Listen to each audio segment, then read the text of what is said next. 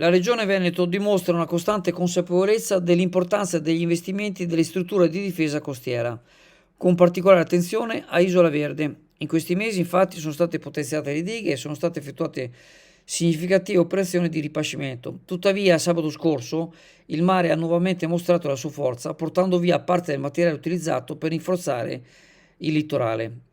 È fondamentale sottolineare l'importanza degli operatori balneari che rappresentano la prima linea di difesa contro la potenza del mare. Dopo la linea delle dune, infatti, c'è un dislivello di oltre 2 metri e superarlo potrebbe causare allagamenti fino a oltre la strada statale Romea. Attualmente gli operatori balneari non hanno certezze sul riconoscimento dei loro investimenti.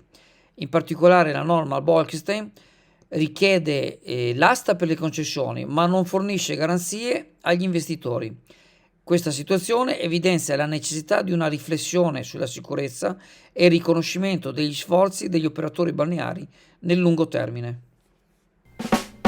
La novità di quest'inverno 2023-2024 è l'aperitivo dopo lavoro, che non è altro che un happy hour dedicato a chi dal lunedì al venerdì finisce di lavorare tra le 18 e le 20 e magari vuole prendersi un momento di pausa, un aperitivo con gli amici o con i colleghi e spendere il giusto, per cui proponiamo dalle 18 alle 20 dal lunedì al venerdì lo spritz, il prosecco e la birra tutto a 3 euro, visto anche i momenti un po' di crisi degli stipendi, veniamo incontro un po' al mondo del lavoro. Abbiamo una grandissima piazza di fronte con il parcheggio accessibile a tutti, oltretutto anche il sabato e domenica nel dopo cena per i nostri cocktail, i nostri drink.